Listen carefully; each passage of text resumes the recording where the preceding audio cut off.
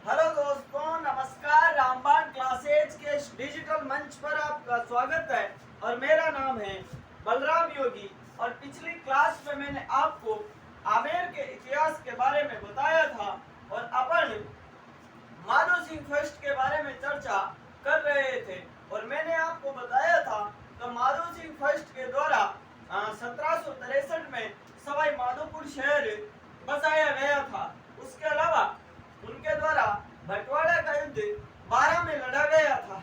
तो आज अपन उसी श्रृंखला में आगे बढ़ते हुए अगले जो शासक बनते हैं आमेर के कछुआ राजवंश के, उनका नाम था प्रताप सिंह। तो आज अपन उन्हीं प्रताप सिंह के बारे में चर्चा करने वाले हैं। तो आप लोग ज्यादा से ज्यादा इस चैनल को सब्सक्राइब करें और अपने दोस्तों के साथ में शेयर करें और आने वाली प्रतियोगी परीक्षाओं के लिए आप अपने आप को प्रिपेयर्ड रखें। तो आज पढ़ने वाले हैं अपन सवाई प्रताप सिंह के बारे में।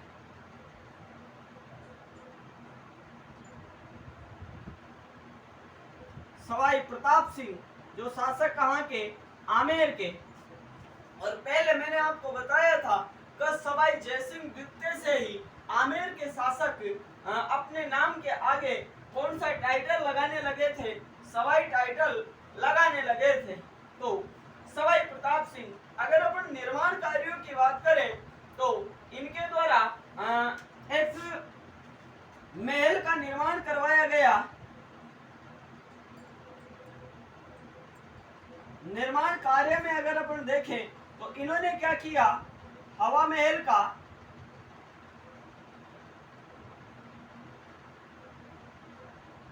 इस हवा महल का क्या करवाया, निर्माण करवाया। तो इस हवा महल का निर्माण कब करवाया, तब आप क्या बताओगे?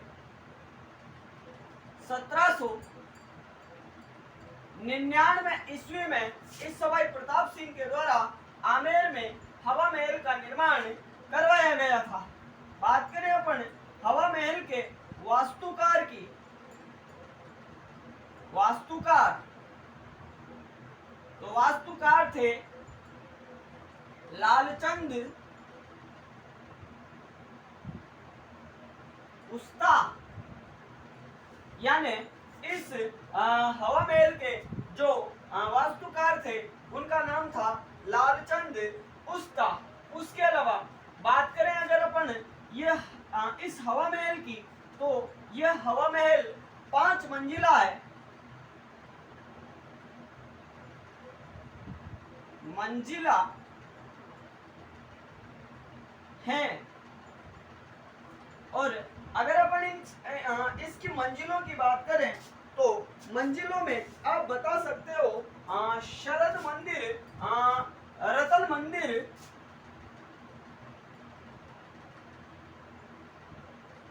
शरद मंदिर,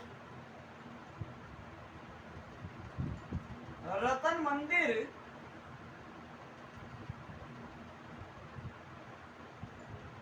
विचित्र मंदिर,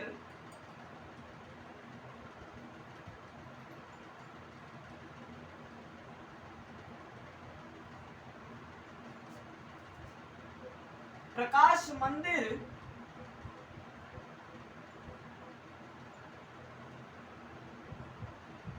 और हवा मंदिर, ये इसकी 5 प्रमुख मंजिलें हैं। उसके अलावा इस हवा महल के बारे में एक प्रश्न ये भी पूछा गया था कि इसमें कितने झरोके हैं, तो 953 झरोके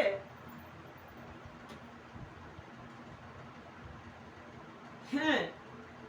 तो पहले अपन सवाई प्रताप सिंह के निर्माण कार्यों की बात करें तो निर्माण कार्यों में एक हवा महल आता है।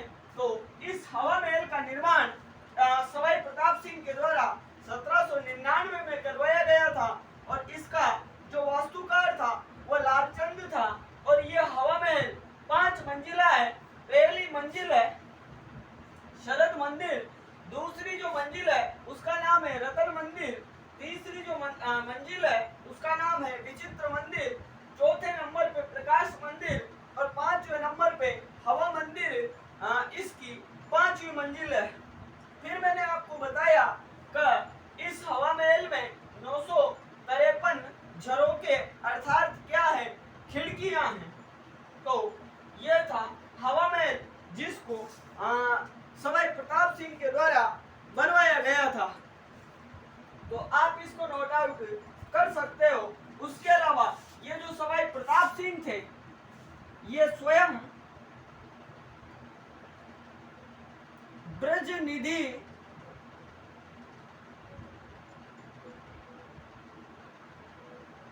नाम से कविता रचना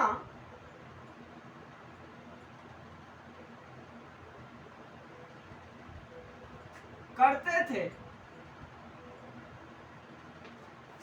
यानी सवाई प्रताप सिंह स्वयं ब्रजनिधि नाम से कविता रचना करते थे। उसके अलावा एक बात और लिख सकते हो आप, इनके दरबार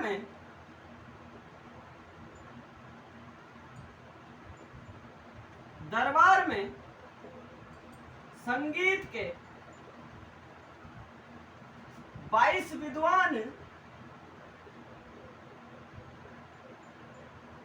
रहते थे, जिसे गंधर्व 22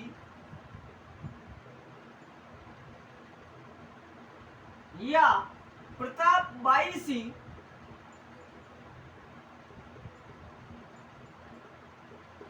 या गुणी जन खाना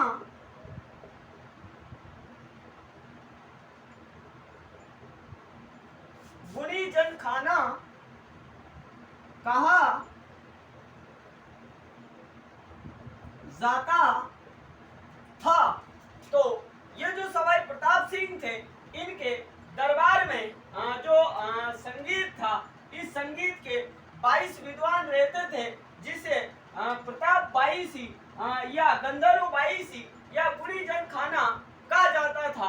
उसके अलावा ये जो प्रताप सिंह थे ये ब्रजनिधि नाम से स्वयं कविता रचना करते थे और ये स्वयं ब्रजनिधि नाम से कविता रचना करते थे और सवाई प्रताप सिंह के द्वारा हवा महल का निर्माण भी करवाया गया था। तो आप इसको नोट आउट कर सकते हो। अब अपन जो सवाई प्रताप सिंह है इनके द्वारा जो आक्रमण किए गए, जो युद्ध लड़े गए थे, तो उन युद्धों के बारे में चर्चा करने वाले हैं। तो आप इसको नोट आउट कर सकते हो।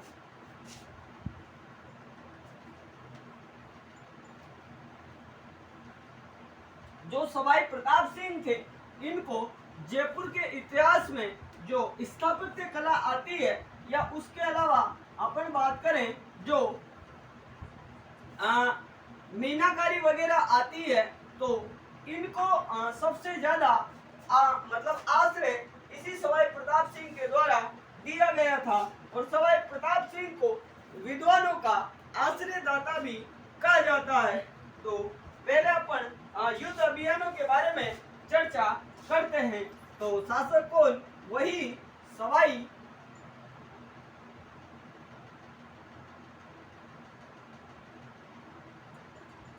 प्रताप सिंह।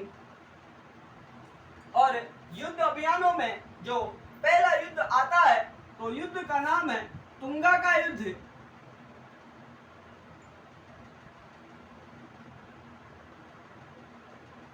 तुंगा का युद्ध, और यह तुंगा स्थान जयपुर में पड़ता है और हुआ कब था?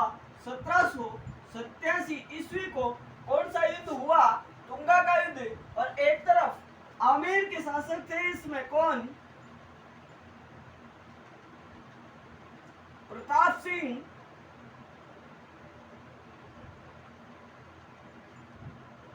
उसके अलावा अगर बात करें प्रताप सिंह का साथ देने के लिए एक शासक और आए इसमें, और उनका नाम था विजय सिंह। और विजय सिंह कहाँ के शासक थे? तो उस समय ये मारवाड़ वाले क्षेत्र के शासक हुआ करते थे। इधर विरोध में बात करें अपन, तो मैंने आपको बताया भी था कि सवाई जयसिंह के समय से ही मराठों इंटरफेयर करना शुरू कर दिया था। तो युद्ध आमेर के शासक प्रताप सिंह और मराठों के मध्य में हुआ था। मराठा और मराठों में भी कौन? मराठा महादजी सिंधिया, महादजी सिंधिया। और इन मराठा महादजी सिंधिया से तो जो मुगल शासक था वो भी डरता था, अर्थात मुगल शासक के ऊपर भी नियंत्रण किसका रहता था? इसी मराठा महादजी सिंधिया का नियंत्रण रहता था। तो युद्ध कौन सा? तुंगा का युद्ध। एक तरफ मराठों की महादजी सिंधिया के नेतृत्व में सेना और इधर आमेर के शासक प्रताप सिंह और उनका साथ देने के लिए जो मारवाड़ के शासक थे वो विजय सिंह आए थे और इन दोनों के मध्य में ये युद्ध हुआ। और इस युद्ध में प्रताप सिंह ने इस महादजी सिंधिया को इस तरह हार का मतलब मजा चखाया कि महादजी सिंधिया को चप्पलें हाथ में लेकर भागना पड़ा था। अर्थात इस युद्ध में महादजी सिंधिया की हार हुई और प्रताप सिंह इस युद्ध में क्या रहे? विजयी रहे, विजयी रहे। तो यह था तुंगा का युद्ध। इस तुंगा के युद्ध में जो ये आते हैं कौन? महादजी सिंधिया। इस महादजी सिंधिया को प्रताप सिंह के द्वारा डिफीट कर दिया जाता है। फिर अगला युद्ध आता है पाटन का युद्ध। तो पाटन का जो युद्ध था, पाटन का युद्ध, और यह पाटन का युद्ध 1779 ईस्वी को हुआ था। एक तरफ वही आमेर के शासक प्रताप सिंह और इनका साथ देने के लिए विजय सिंह जो शासक कहाँ के? मारवाड़ के। इधर बात करें अपन तो मराठों का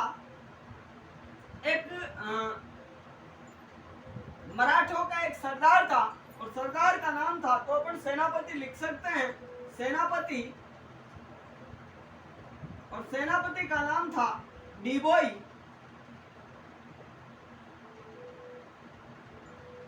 डिबोई। तो इनके मध्य में आमेर के शासक प्रताप सिंह और मराठों के सेनापति डिबोई के मध्य में पाटन का युद्ध हुआ 1779 को। और इस युद्ध में प्रताप सिंह को हार का सामना करना पड़ा और ये डिबोई इस युद्ध में क्या रहता है? विजयी रहता है। तो ये इस युद्ध में हार जाते हैं और ये डिबोई इस युद्ध में विजयी रहता है। लेकिन इस युद्ध में इन कछुआओं की हार के पीछे का कारण यह था कि ये जो मारवाड़ के शासक थे विजय सिंह, इनको इस बात का घमंड था कि या विजय सिंह यानी जो मारवाड़ वाले थे वो आमेर वालों से ऐसा कहते थे कि आप हमारी बदौलत आज खड़े हो, अन्यथा तुंगा के मैदान में मराठा महादजी सिंधिया के द्वारा आपका समूल नाश कर दिया जाता। अर्थात मारवाड़ वाले ये कहते थे कि हमने आपको जीत दिलाई है। तो युद्ध से पहले जब मारवाड़ वालों ने अर्थात विजय सिंह ने प्रताप सिंह से ये कहा तो प्रताप सिंह के मन में प्रतिशोध लेने की भावना जगी। और जैसे ही पाटन का युद्ध हुआ तो इस पाटन के युद्ध में प्रताप सिंह ने अपनी सेना को पीछे आने का आदेश दे दिया और विजय सिंह लड़ता हुआ मारा गया। और इस प्रकार इस युद्ध में प्रताप सिंह की हार हो जाती है। तो ये जो पाटन का युद्ध था 1779 को सेनापति डिबोई और डिबोई के द्वारा प्रताप सिंह को डिफीट कर दिया गया था। तो आप इसको नोट आउट कर सकते हो।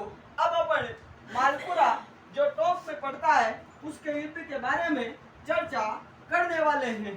तो अगला जो युद्ध आता है उस युद्ध का नाम है मालपुरा का युद्ध, जो कहाँ पे हुआ था?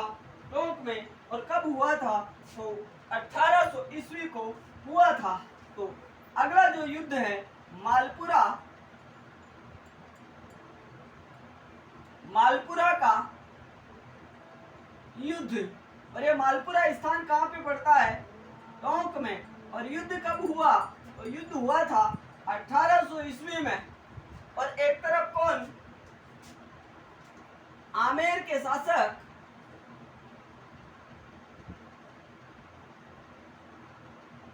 प्रताप सिंह, और दूसरी तरफ अपन अगर मराठों की बात करें तो इसमें जो मराठा सरदार थे उनका नाम था दौलतराव सिंधिया।